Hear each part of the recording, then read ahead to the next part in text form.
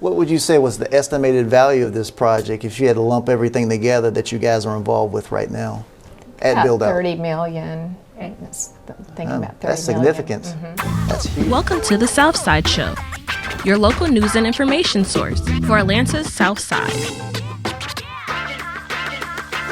Welcome to the Southside Show. I'm your host, Artie Jones III. Each week, we shine the spotlight on the Southside's rich culture and colorful history, which has a global effect on faith, economy, politics, and technology. The Southside Show will introduce you to talented individuals, visionary leaders, innovative entrepreneurs, and game changers that make us Southside strong.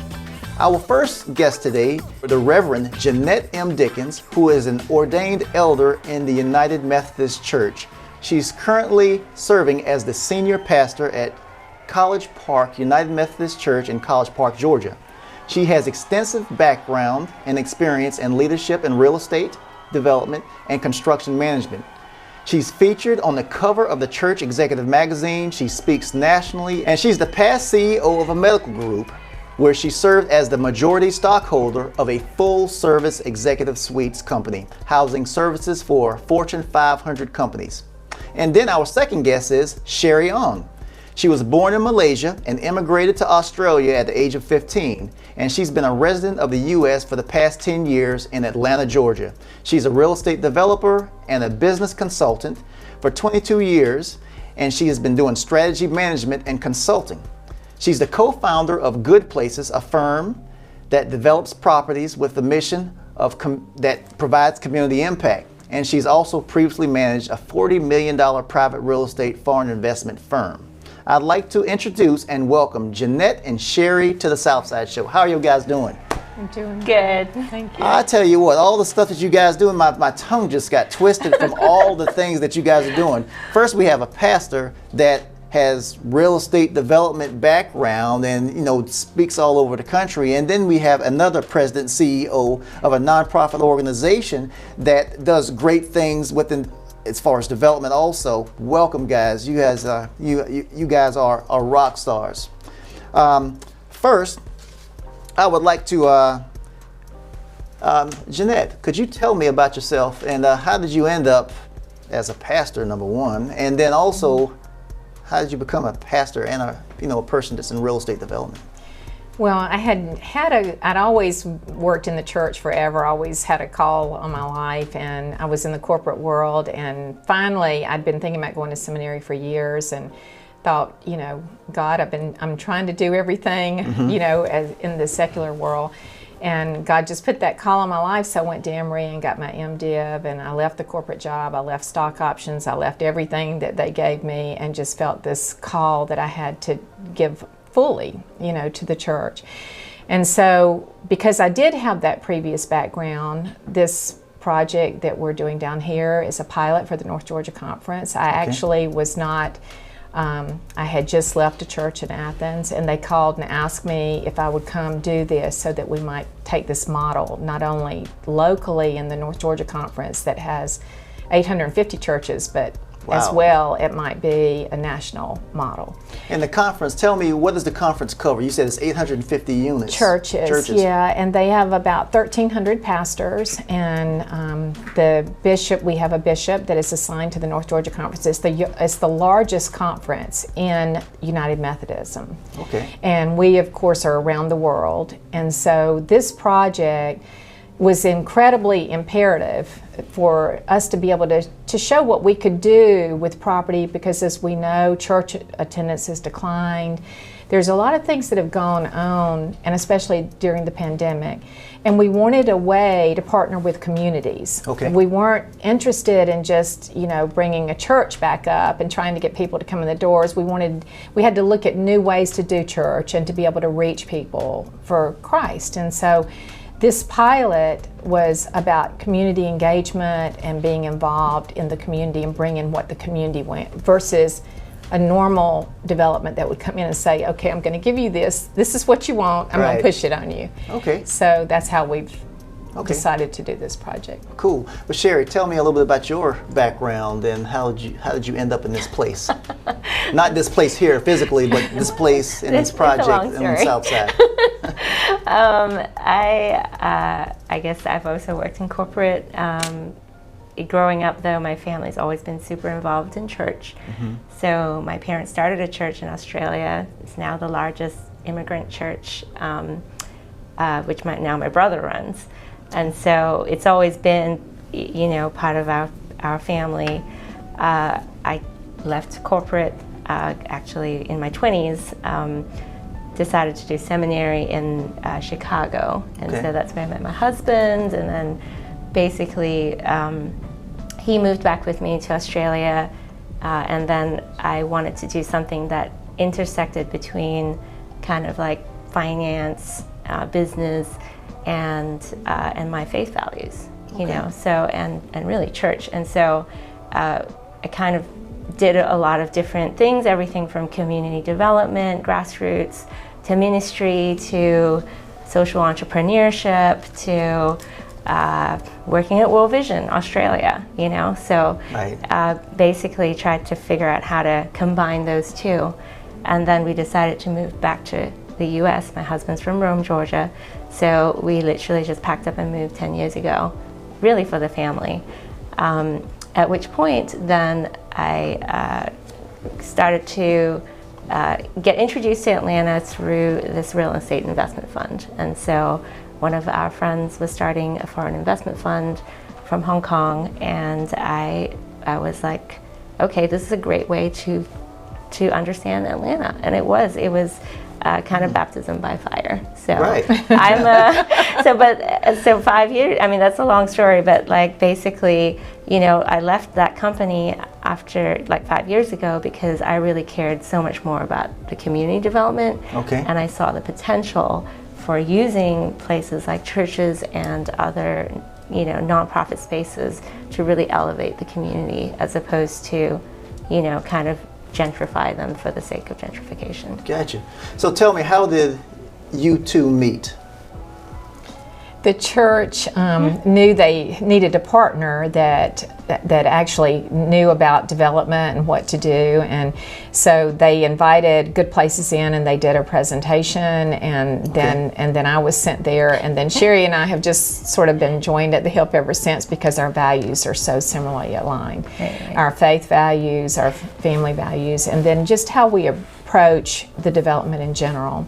Yeah, it was actually through my board member. So he's the CEO of Cooper Carey, the architecture company, and he's also on the board of St. Vincent de Paul. Meredith, who's one of their deacons, is also on the board of St. Vincent de Paul.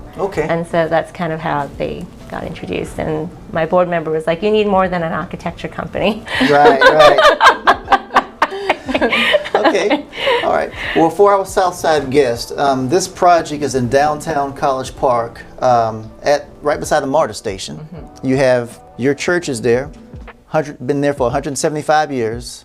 I guess it has a declining membership there. Building needs a lot of repairs.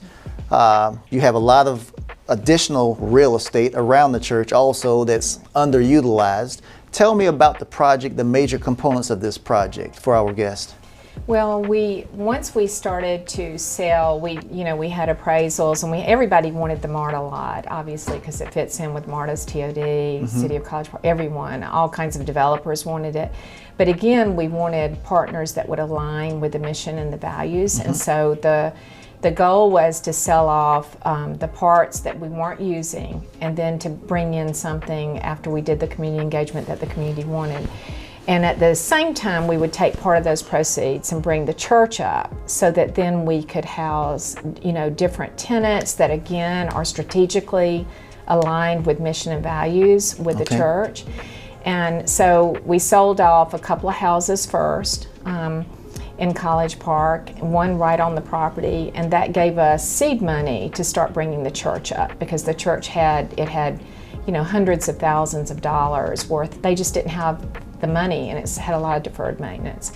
So that's how we started first, and then Cherie and another development partner bought the Academy building and then one of the parsonages, and that's where she is doing her condos and townhouses and things.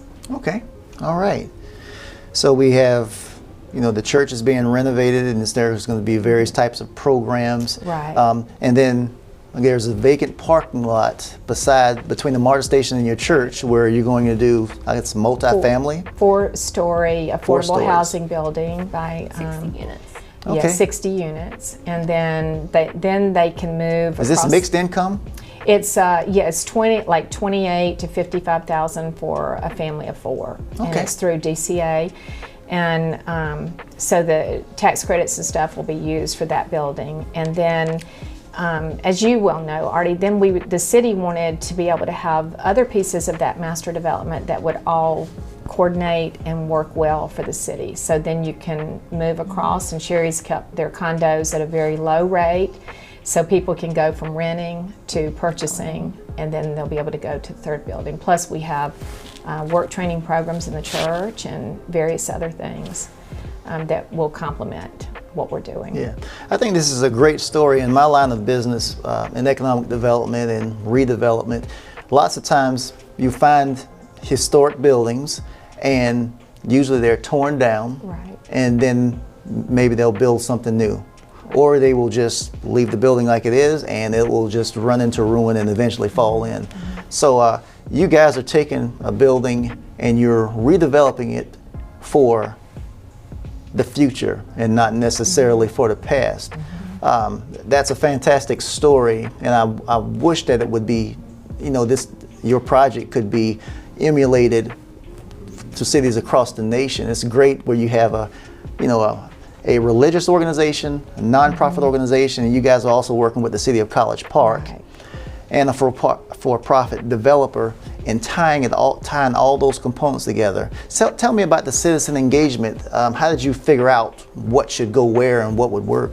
Sure. So yeah, we started really talking to the church membership because they're the ones who've been there the longest, and we were like, what's missing? What would you like to see? It's their property. That's always our approach. It's kind of reverse development. Usually developers have their own vision. And they said specifically they wanted arts programming. Okay. They wanted to use arts as a way to connect with the community. And it was, and they wanted a diverse community too. And so we worked with an arts organization called Push Arts. And they are an umbrella organization that basically has 400 artist members. And so they helped, we helped activate it way before we even started to build it. So they came in, they did programming. This is pre-COVID, obviously. COVID changed some things. But we really wanted to understand, who would be using this building, how would the programming fit with the community, and how it would all tie in together with job training, affordable housing, all of those pieces, way before we actually designed the actual physical building, And so Okay. that was to me a key part of, engaging with the vision, so that it wasn't just our vision, it was literally, a whole bunch of people's vision over time, and it's slower, so developers don't like it, I guess, if it's slower, but we knew that it's what everyone wanted. What would you say was the estimated value of this project if you had to lump everything together that you guys are involved with right now at About build out? 30 million. Thinking about 30 That's million. significant. That's huge. I know that this is, there are going to be spaces for artists and entrepreneurs and everything. How many jobs do you think will maybe created from this particular project, and what are some of the win-wins for this, for the church and also your organization with this project? I mean, in terms of jobs, I know FAA is already. They've already placed several airlines, several of their people. Yeah. And then with Marty's Kitchen, she has vendors that actually hire people that are very hard to place, like autistic people, people out of prison. Push is they come Lots from of a artists, real variety. Yeah, then all the construction. I mean, Yeah. we've specifically targeted. We even asked the affordable housing to hire from the community. So we've had architects. We've got 40 people on our team alone that are doing the design, and civil engineers and all of those folks that have been working for us as well, getting this project where we are. Yeah, but in terms of win-wins, I think the artists are traditionally pushed out. That's basically what happens. They make an area cool, then they can't afford it, and they get pushed out.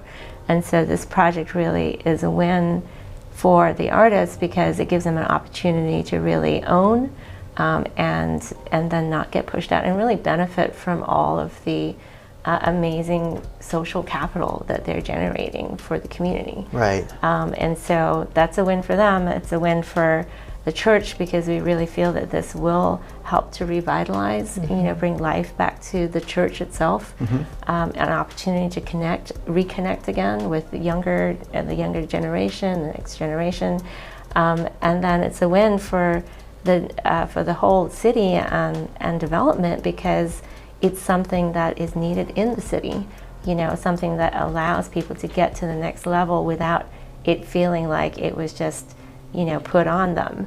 That's something that they developed that they can really be proud of, in downtown. Right. Okay. So the church is being renovated, and there's new development that's going on around it, and the education building is also being built out for lofts.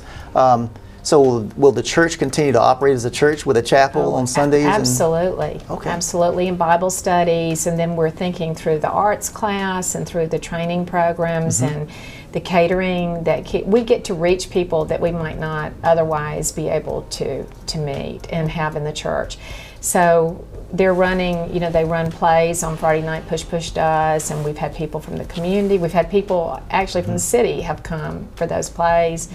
Then with the Dispatch Academy, they've had people from all over. And so those people end up living in the community and contributing and, restaurants. And even they've asked me about, with Marty's Kitchen, providing meals. And we've got, the conference coming. I mean, just it's really an exciting project. And it has been tedious and it's been long. We want to thank you, Artie, because you've been tremendous, and so many of the people in the city have been tremendous in helping us with this vision. Yeah. Okay. So what has you guys' experience been in doing business on the South Side? It's like I said, we were told, you and I have a mutual friend, Stuart Gully, who's president of Woodward, is an elder in the North Georgia Conference, and he said, there are people that you need to work with that will help you because their values are very similar to what we're trying to create here. And you were really the main one. I don't say that because we're on this podcast. I say it because it's a fact. And then that you needed someone to just help you that could understand and buy into the vision. And then we've got one of the councilmen is a member of the church. And so I would say that, for the majority of it, it's been a really great experience working with the city. I mean, your mayor's been, she's very progressive, and there are lots of people that I think are ready to partner and be able to embrace this change. Because again, it's not about us, and even when we've worked with other developers or people that want to come in, we have said you are not, I think I've used this term with you, you're not the be-all, end-all. This is a part of a much bigger picture. It's not about me, it's not about Cherie. It's really about a much bigger thing than any of us could ever have envisioned or gotten here by ourselves. And that's how we felt the entire time. Yeah, I think it's been great because it's like a small town, but with like big dreams. Exactly. So it's been very easy to work with because it feels like everyone's accessible. We know exactly how to get things done, and everyone down to even College Park Power. I mean, moving transformers and things like that have been so accommodating, and they understand the vision.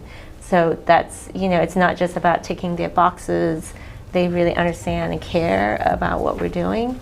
And to them, it's right in the middle of their city, so it's been, it's really been a good experience. Yeah, when I think about College Park, it's like the little engine that could. Exactly. He did some big things, Exactly. Yeah, it's a little city, but there's with a lot of punch. So lots of times when projects like this happen, the people within the community don't really get an opportunity to participate in them. So for our Southside guests that are out there listening to us now or watching us now, how might they be able to participate in this particular project? We welcome that, and we actually, I was going to say we have multiple ways, and we've invited educators, medical people, everybody in for the charrettes. We had people from every sector and people living there, but this same thing. I mean, the church is open. Certainly, Cherie's got a website. They even helped on the design of the Academy building, and I think we had some of the city people that were involved on the design of the affordable housing, because again, we wanted it to be what the community envisioned. Right. And so because of all that, when you have that many people involved, it takes a long time, but those are only the kind of projects that we're interested in doing. And Cherie and I are being invited to other churches, and once we can get this project, again, because we want to save the buildings, we want to work with the community, and then in that process you revitalize the church. Right. And then you have all those multiple ways. It's an opposite approach, which I'm really proud about the North Georgia Conference and our bishop's vision. It's an opposite approach. It's not about let's get everybody into the church, let's increase worship. We're going to do church in a whole different way. Right. And we're going to reach people that would never darken the day. Could you ever imagine artists living in the church and having their studios? And, right. And they are, and they're excited about it. So I think it's just an opposite approach completely. Yeah, there's lots of different ways they can, get involved with Push and rent art studios, art space. They could, try to buy a condo if they qualify, and get some down payment assistance through Citizens Trust Bank. Yeah.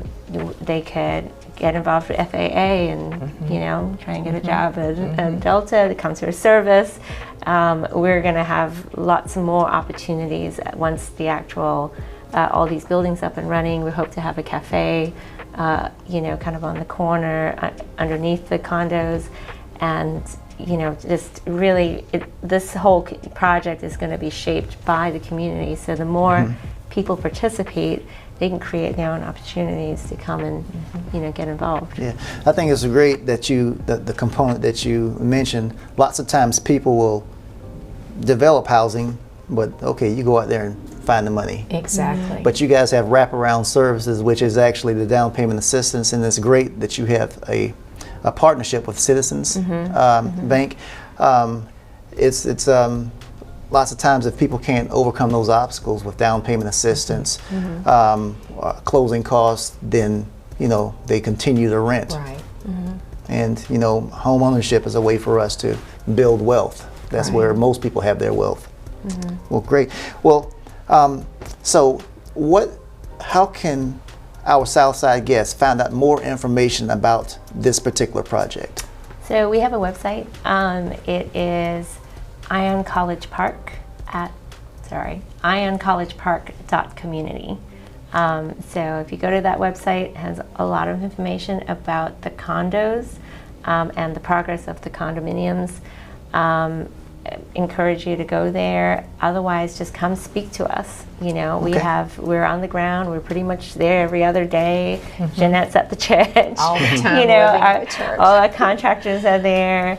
I do want to give a plug for our co-developer, Kingdom Group, and they're also super aligned. I mean, we're really proud to have investors who literally align with our values. That's great. And so between their group, Derek Morgan is a ex-NFL, black ex-NFL player from Tennessee, and he wants to see this good work happen. Just having amazing people behind us has really, made this project kind of something that is special, and we're super proud that it's in College Park. Well, great. Is there anything that you would like to leave our Southside guests with? Just come and see what we're doing. We always have people there that would love to be able to show you around, and we just want you to be a part of it. We want you to be a part of the church and the community and all the pieces that are, that we're trying to work with and get to College Park. Yeah, Sherry and I said we love College Park. I'm from a small town, Artie. Sherry's lived all over, and we even said we need to live down here because we think the people have been just great and have really embraced what we're trying to do. Yeah, I think this is the type of project where it literally takes a village. Right. It does. It does. It's like, you're like giving birth. Like. Right. All right. Well, thank you guys so much for visiting with us here on the Southside Show, and we appreciate all that you're doing, and we look forward to hearing from you guys in the near future with bigger, great things, great accomplishments. All right. Thank you. Okay. Thanks, Artie. All right. Well, it's a wrap, folks. My time is up. I'm Artie Jones, your host of the Southside Show, bringing you the latest and the greatest that the Southside has to offer. And if you don't remember anything else, remember this: don't sleep on the Southside. Thanks for joining us. Take care.